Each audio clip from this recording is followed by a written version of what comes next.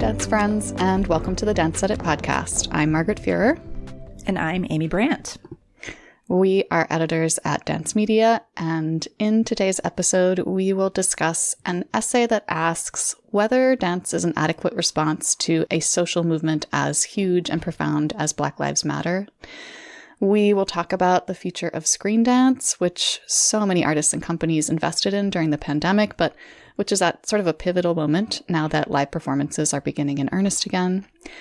And because it's the Olympics, we will get into, first of all, why it can be frustrating for dance folks to watch figure skating, and then talk about the skaters who have transcended that frustration with their dance artistry.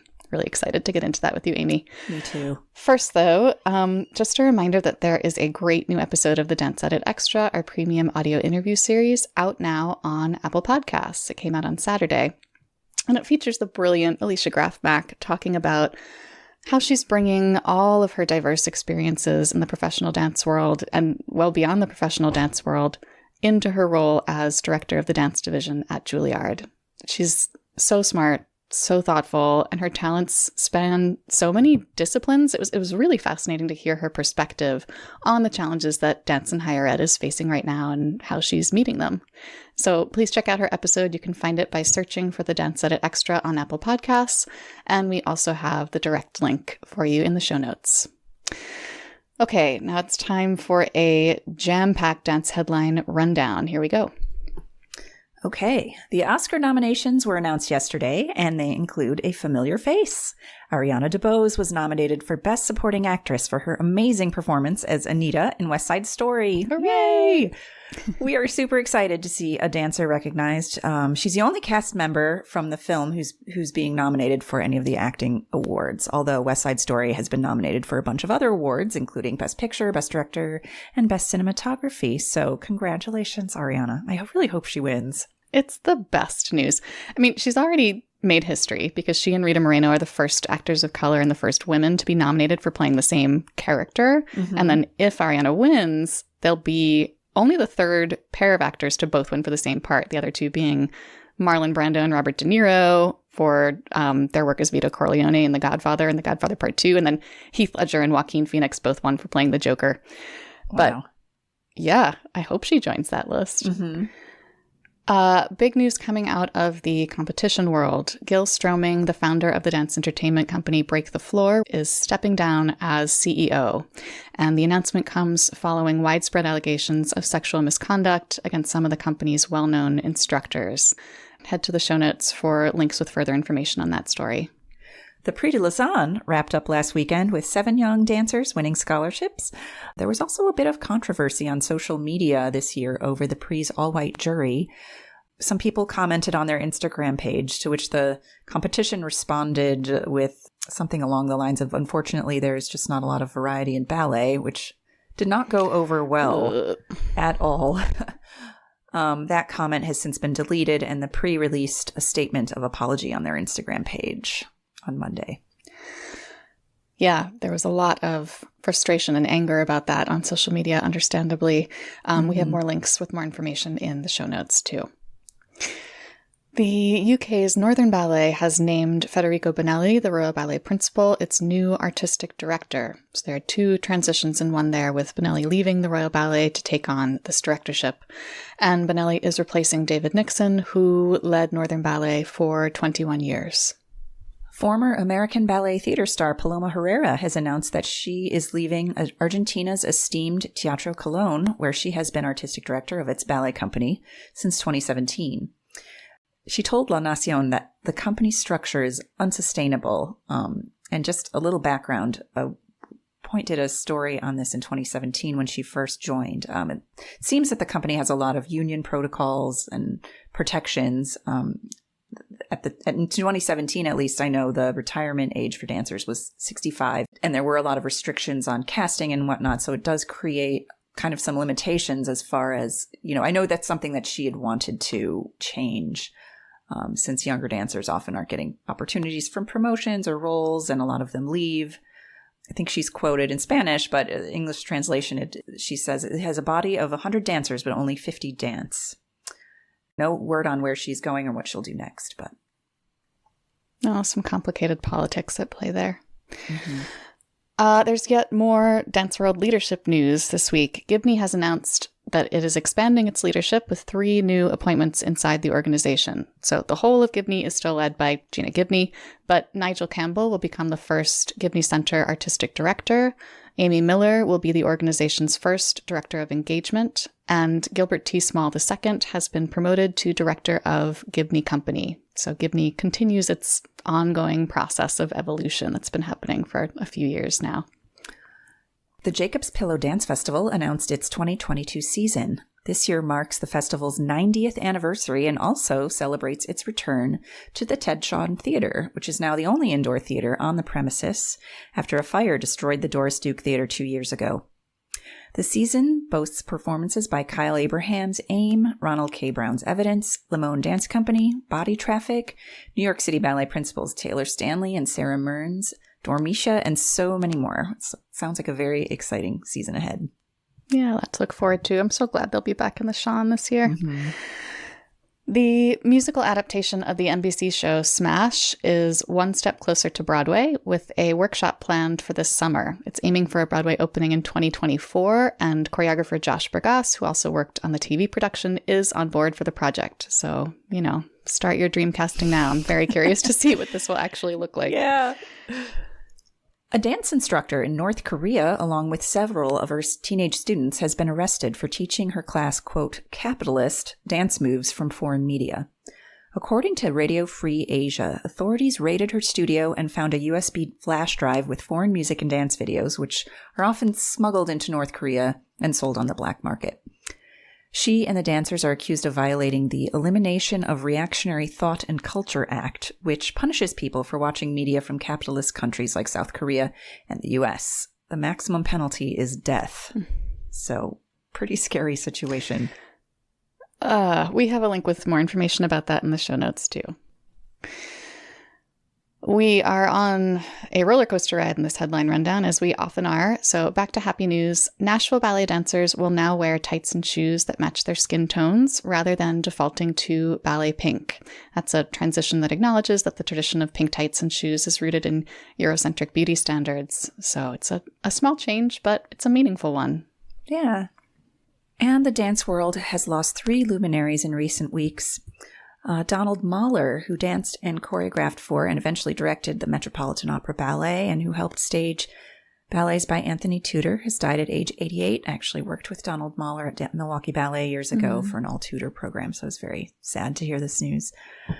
Marshall Roumain, choreographer, dancer, educator, actor, and executor of the works of choreographers Elio Pomar and Joan Miller, recently passed away.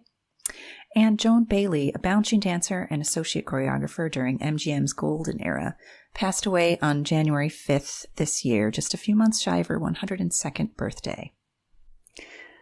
In the dance magazine obituary, there are some just fantastic photos of her working on the set of White Christmas. I mean, what a legacy all of these artists had.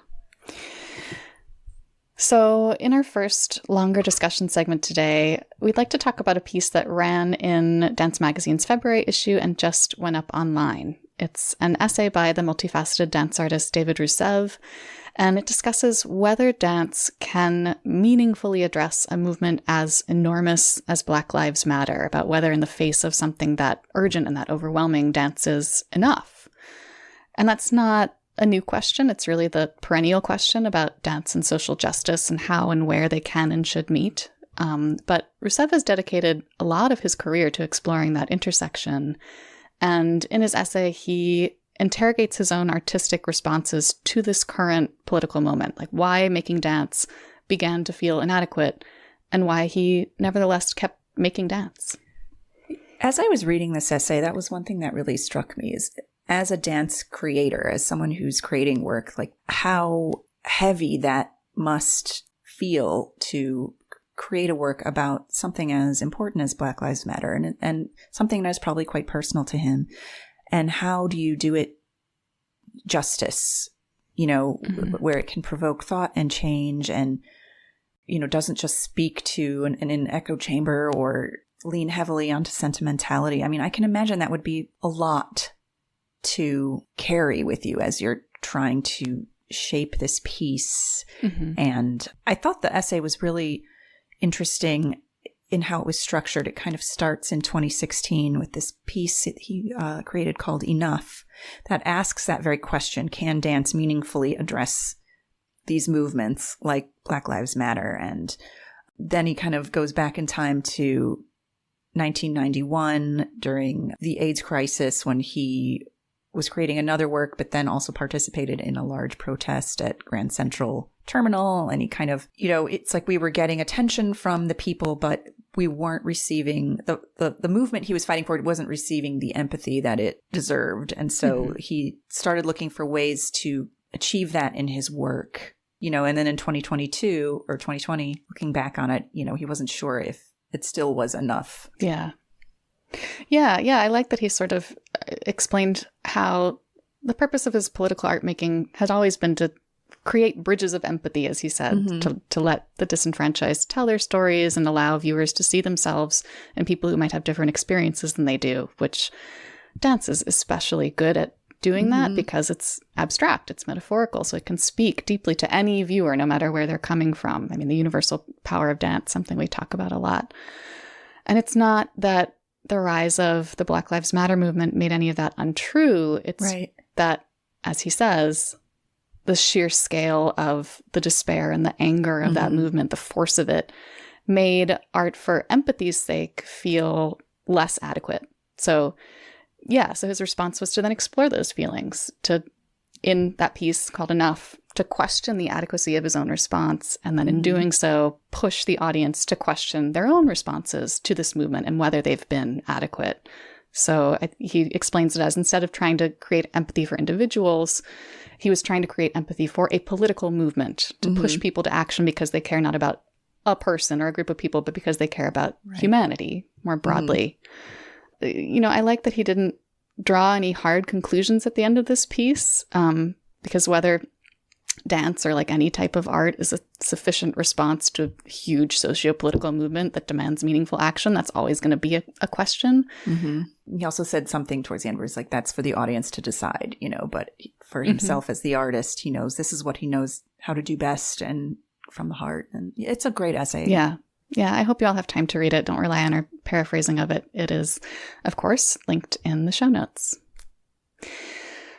Alrighty, next up we have another excellent Dance Magazine story. It's a feature looking at what might become of Screendance, of dance on film, now that live performances have returned in earnest. And we've talked a whole lot about Screendance over the course of the pandemic because for a while it was the only type of dance that was really happening. But it's important to note just how big a shift that was. Like pre-pandemic, dance for the camera was really a marginalized form. It wasn't getting a whole lot of money or attention or resources. So COVID led to this Screendance boom, which in turn has led to new tools and innovations and creative discoveries and some new sources of funding. So now what? Like, is this approach to Screendance sustainable in the long term? And how are artists and audiences feeling about it at this point? I've been thinking about this a lot since so many companies really invested in online performance and kind of transitioning to these digital platforms. Like, I think a lot of companies want to focus on live performance again, but they know that having this option is important, especially with just sort of the big question marks surrounding COVID and what the future is going to look like. But I also think, it brought in different audiences. It provided a bit of security in a very insecure age. I'm just wondering if they will, how much attention they will keep giving it and investment now that theaters are opening up again. And, it's expensive. It involves technology. It involves getting funders and on board and educating them, as this article clearly points out.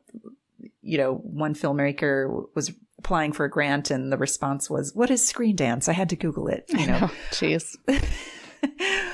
But one thing that she talked about that I found interesting was how Screendance is finding momentum in like educational circles and, in studios and young people, university programs, performing arts high schools, that this is kind of being added on as part of the learning process, as well as learning just choreography for concert. And when you add that with these social media platforms like TikTok and Instagram, already giving young dancers a platform to create. I'm wondering if this is something that will really build kind of from the next generation on up, as opposed to like the current generation down, you know? That was the part of the article that really stood out to me too, was the fact that more and more young dancers are interested in screen dance, particularly as it exists on social media, on TikTok and Instagram, because filmed dance is going to be a native language for so many of these dancers in a way that just wasn't for previous generations. So yeah, what does that mean for the future of screen dance? It seems like it bodes well. I mean, it definitely seems like now that many more dance artists have experimented with dance on film, there's greater respect for and understanding of screen dance and the incredible amount of work and resources that it requires. So I think the fact that it's beginning to be recognized as its own genre, a specific type of art making, as opposed to like, well, if we can't dance in a theater, maybe we'll dance on camera. Like, that's a good sign that people are making that distinction. Yeah, I feel like the real question is, does that mean there's going to be a longer term funding structure to support that type of work? That's sort of the key to everything, as it so often is resources. Yeah. Anyway, there's a ton to be said about this topic, and much of it is said in Kara Hagan's great piece for Dance Magazine, which we have linked for you in the show notes. Yeah, it really goes into depth. Yeah. Like, it's a very in-depth article. Like, she talks to a lot of different people. It's definitely worth a read.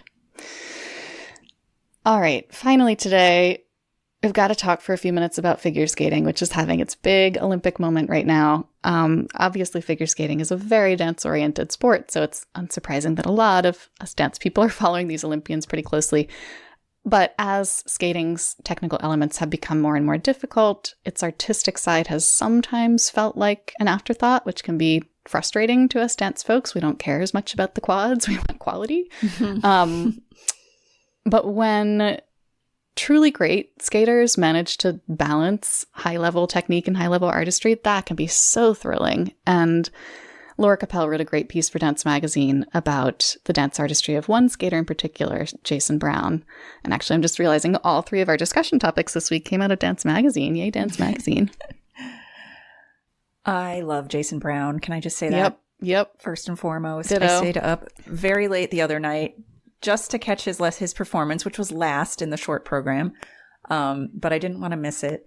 And it was...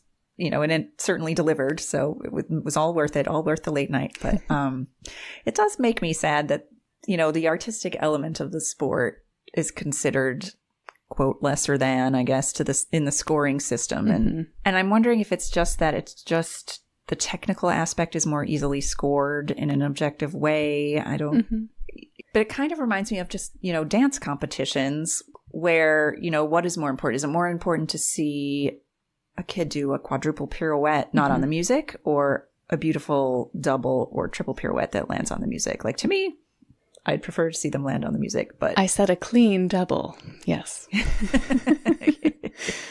Yeah. No, what is the ultimate aim of this performance? What are you trying to accomplish? Well, first of all, I wanted to call out for a second some of the choreographers of these figure skating performances. Like Jason Brown, the choreographer of his short program, Rohanna Ward, has a strong dance background and is so good at like weaving in the big jumps in a way that feels effortless and musical and of a piece with everything else happening. I think Nathan Chen's choreographer, or one of them, Shaylin Bourne, I think she's also really good at that. And fun fact, Shaylin is also working with Chen's arch rival, Yuzuru Hanyu. So like, that's some really good special sauce there. That actually might be making a difference with these top level skaters that have high level choreographers. And we should also mention that Nathan Chen has a very serious ballet background as well. Yeah. Like, he grew up at the Ballet West. I know he was Fritz or something in Ballet West's Nutcracker years and years ago. So, he certainly, while he is such a technician, he also has some serious dance chops too. And you can see it. Yeah, or for sure. Artistry chops. For sure. Yeah. Watching these performances, I've been thinking a lot about John Curry. Do you remember John Curry? I don't know. He was a figure skating Olympian, but he really brought dance and especially ballet influences into figure skating. Like, he actually had an ice dancing company in the early 80s that did pieces by Twyla Tharp and Kenneth McMillan. He was commissioning these ice pieces from them. Yeah. There's some great clips of that on YouTube if you do a little digging. I did not know any of this. Oh, go Google. It's such a great rabbit hole to go down. But so he sort of posed the question, like, what if figure skating had never been a sport? What if it had evolved into a performance art instead of into a competitive thing? What aspects of it would we value? And like thinking about what figure skating brings to the table that's unique to skating, like moving in a frictionless environment and what you can do with it and how the speed and the fluidity that allows, what you can create using that. I think actually Elage Balde is doing something along those same lines today, like bringing in not balletic influences, but hip hop influences, a whole different way of thinking about dancing on the ice.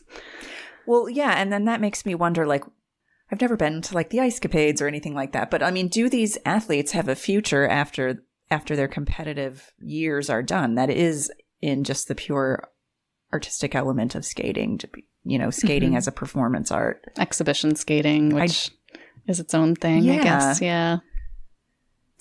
It's funny too, because while I love the idea of exploring figure skating as per performance, I also think there is something transcendent that happens when you get that rare competitor, like a Jason Brown, like a Nathan Chen, like a, going back further, Sasha Cohen or Michelle Kwan. I'm realizing we're all talking about all men today, which is not good. But that is performance on a different level. And figure skating probably wouldn't have reached the technical heights it's at today without the competitive system driving it in that direction. So, yeah. That is true. Man, we could talk about this for hours. I know. We probably have to stop. But I hope you can read Laura's ode to Jason in particular, which is beautiful and is, of course, linked for you in the show notes. With plenty of videos. With plenty of videos, yes. Blessedly. All right, that's it for us this week. Thanks, everyone, for joining us. We'll be back next week for more discussion of the news that's moving the dance world. Keep learning, keep advocating, and keep dancing. Bye, everybody.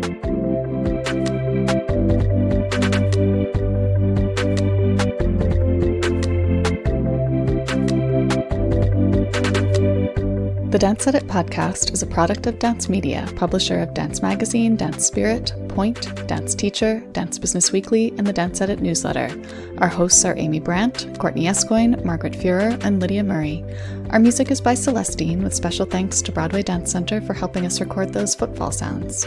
Find out more about the Dance Edit and subscribe to our daily newsletter at thedanceedit.com.